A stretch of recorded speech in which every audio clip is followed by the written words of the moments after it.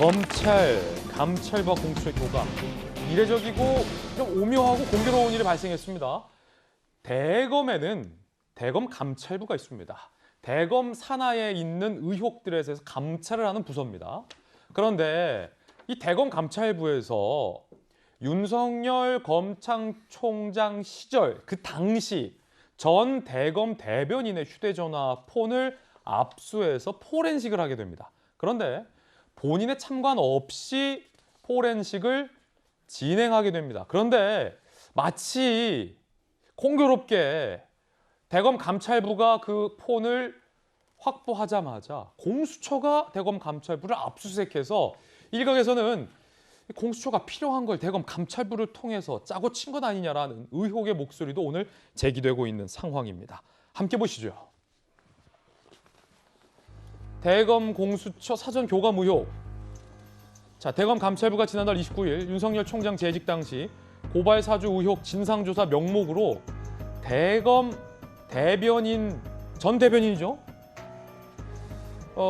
이 핸드폰을 포렌식을 합니다. 이미 제출받아서 김호수 검찰총장에게 과정이 보고됐고 영장도 없고 당사자에게 통보 참관 절차도 다 생략을 합니다. 법적으로 논란이 되고 있습니다. 그래서 영장 없이 당사자 통보 및 참관 없이 휴대전화를 막 포렌식했다는 거죠.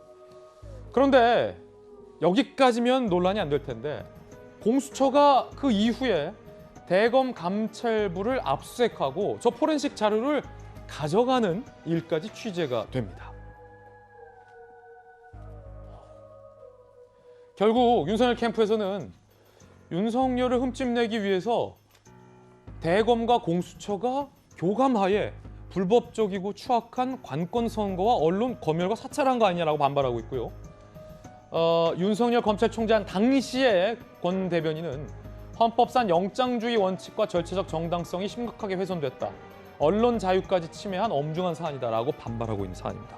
자, 일단 법적인 문제이기 때문에 손정혜 변호사님께 질문드리고 싶은데 대검 감찰부가 영장 없이 전 대변인의 휴대전화를 확보해서 본인의 참관 없이 포렌식을 하는 것. 자, 이 과정이 법적으로 당사자와 윤석열 캠프에서 반발하고 있는데 어떻게 보십니까? 영장주의 원칙이 위반됐다라고 하지만 법률적으로는 적법한 절차로 가져갔다라고 보셔야 될 것 같은 게 그렇군요. 만약에 강제 수사 과정에서 이 휴대폰을 가져가서 포렌식한다고 한다면 말씀하신 것처럼 영장도 받아야 되고 참여도 시켜야 되는 게 이제 절차이지만 지금 절차는 대검 감찰부에서 대검 감찰본부 설치 규정에 대한 규정을 근거로 해서 임의 제출을 받은 거거든요. 예. 임의 제출을 받았기 때문에 영장이나 이런 여러 가지 형법상의 형사소송법상의 절차와는 다른 절차로 진행된 것이다라는 걸 지적을 해드리고 싶고 특히 지금 대검에서 설명하는 걸 보면 이게 개인 핸드폰이 아니라 개인 핸드폰은 사생활 비밀 침해가 지대하기 때문에 사실 임의 제출 받는 것도 신중해야 되죠. 공용폰이라는 거예요. 대검에서 근데 대변인직을 하려다 보면 개인 휴대폰으로 이제 기자분들이랑 연락을 하는 게 아니라 공용폰으로 공공의 목적으로 이제 제공된 폰이고 이미 세 차례나 초기화됐었기 때문에 공기계에 초기화가 3번 됐던 폰이면 안에 어떠한 정보도 없을 것이 어느 정도 예견됐음에도 불구하고 확인 차원에서 가져갔기 때문에 이렇게 참관을 하라고 한다거나 통보를 하려는 실질적인 목적이나 필요성, 보호의 필요성도 적었던 것이라고 이렇게 설명하고 있어서 예. 이 부분과 관련해서 뭐 심각하게 뭔가 선거에 영향을 끼치려라던가 영장주의를 훼손했다라는 건 지나친 비판이다 이렇게 말씀드릴 수 있고 아니 조간신문 일각에서는 법조인들의 인터뷰에 따르면 본인의 참관, 본인에게 통보를 해야 포렌식을 할 수 있다라고 인터뷰하신 분들도 많던데 이건 어떻게 좀 다른 것 같아요, 손 변호사님 말씀과. 대검 감찰과 수사 과정을 혼동해서 발생한 문제가 아닐까 생각이 드는데 예전에 청와대에서 어떤 문제가 생겼을 때 청와대에서 공무원들 휴대폰 다 임의 제출 받아갔거든요. 예. 영장 없이 받아가는 겁니다. 그 포렌식 과정에서 당사자들 모두 참석하지 않았습니다. 그건 감찰 과정과 공무원의 어떤 비위라든가 감찰하는 절차하고 그 형사소송법상의 수사하고 좀 헷갈려서 발생한 문제라고도 볼 수 있고요. 만약에 이게 위법한 절차였다라고 판단이 되면 공수처는 그 증거를 사용할 수 없습니다. 위법 수집 증거가 되기 때문에 증거 능력 자체가 부여되지가 않죠.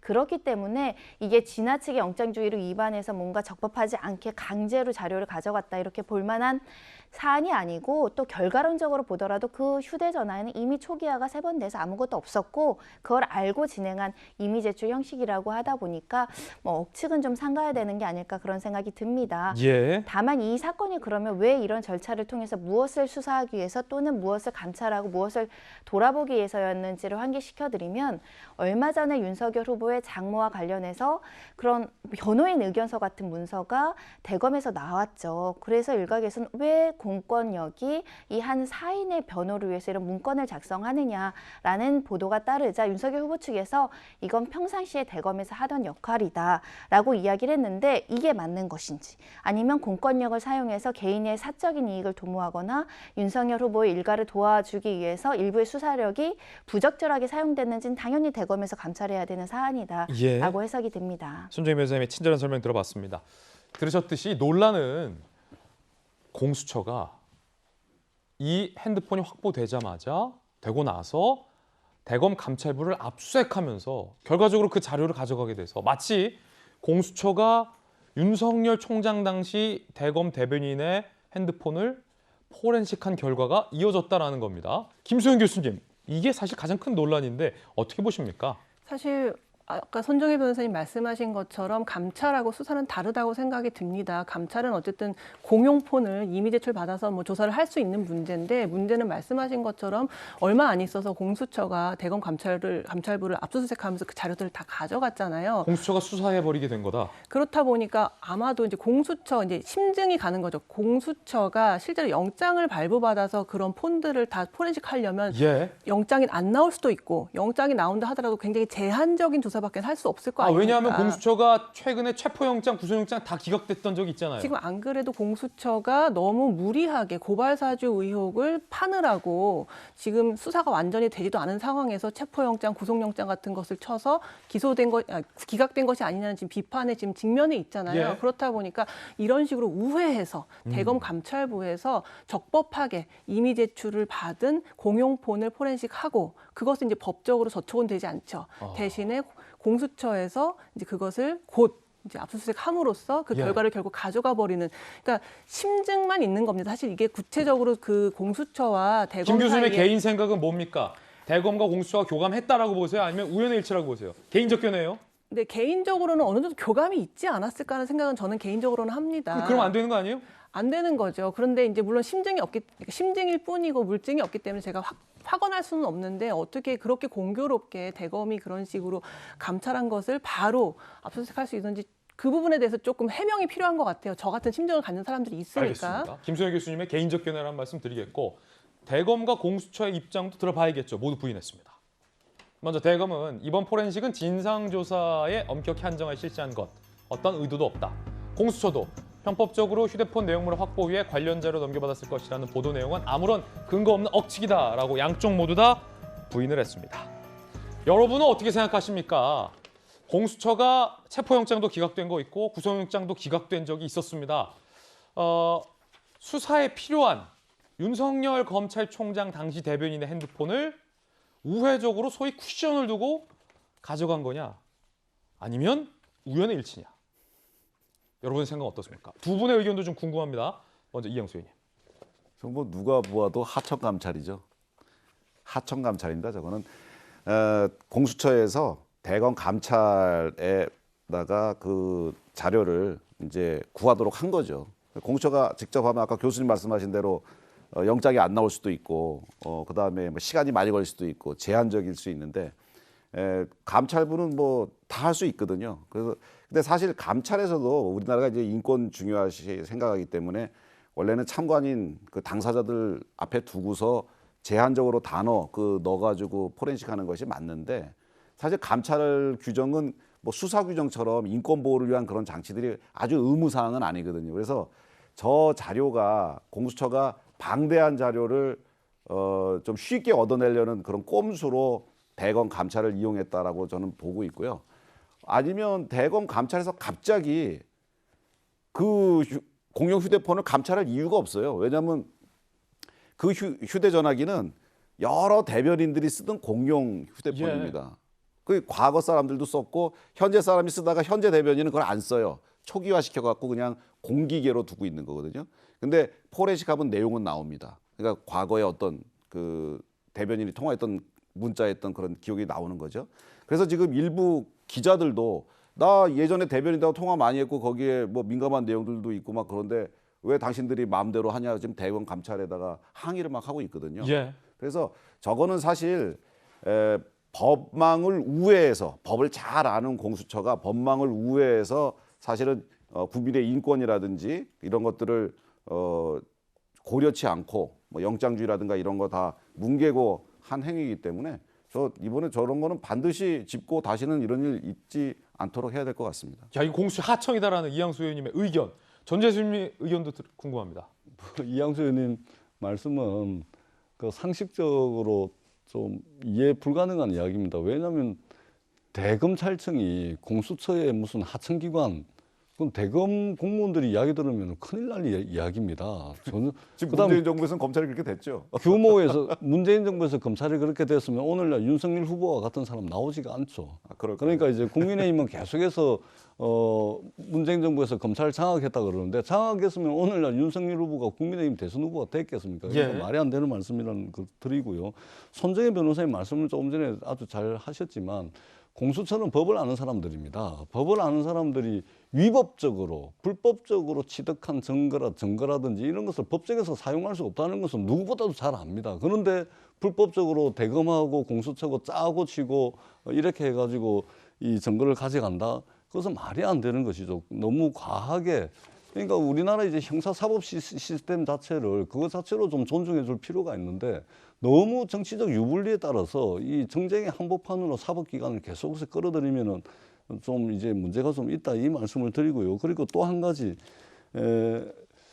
이제 뭐 일부 반발하시는 검사분들 계시던데요.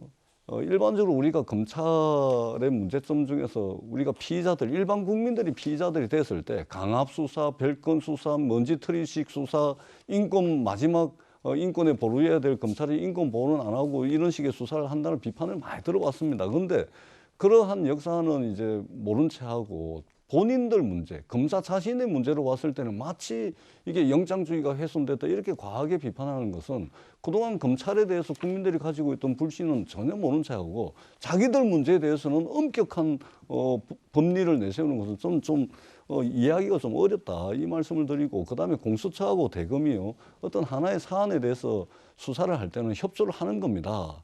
다 같은 수사기관이에요. 경찰도 마찬가지입니다. 그런 측면에서 이것이 뭐 짜고 친다 그런 것이 아니고 당연히 협조를 해야 되죠. 우리가 일반적으로 고발사주 하니까 아무것도 아닌 것처럼 보이지만 공익의 대변자여야 할 검찰이 사적 이익을 추구했다고 한다면 이것은 국기를 문란한 것이고 헌법상 가치를 훼손한 것이거든요. 그렇기 때문에 수사기관 사이에 얼마든지 정보 구류 가능한 것이죠. 그건 당연히 해야 되는 것이라고 생각을 합니다. 예, 두 분의 치열한 의견도 이견도 한번 들어봤습니다. 여러분의 생각은 어떠신지도 궁금합니다.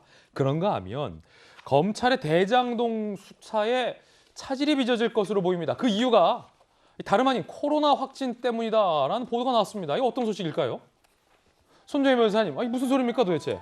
그러니까 경제범죄형사부 부장검사 3명 그리고 수사관 3명이 코로나 확진되다 보니까 6명이 확진됐어요? 확진 이후에 이제 자가격리하는 사람들까지 포함하면 일부의 수사 인력이 손실이 발생한 상황이다. 예. 그래서 지금 현재 조사가 원만하게 이루어지기 어려운 거 아니냐 이런 이제 관측들이 나오고 있는 것이고 공교롭게 이제 12일 날 구속기한이 1차가 이제 만료되다 보니까 수사 제대로 되고 있는 것이냐 이런 일부의 보도인데요.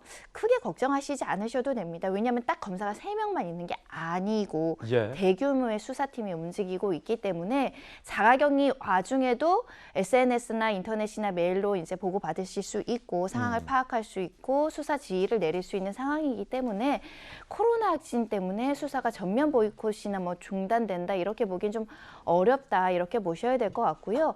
본질적으로는 사실 대장동 사건이 관련자들이 어나어나 많고 민간 사업자들부터 민간 은행부터 참고인부터 정말 많은 것들을 들여다봐야 되기 때문에 그래서 조금 시간이 소요될 수 있다라는 점을 생각하셔야 되지요. 코로나가 수사를 막을 수는 없습니다. 그렇군요.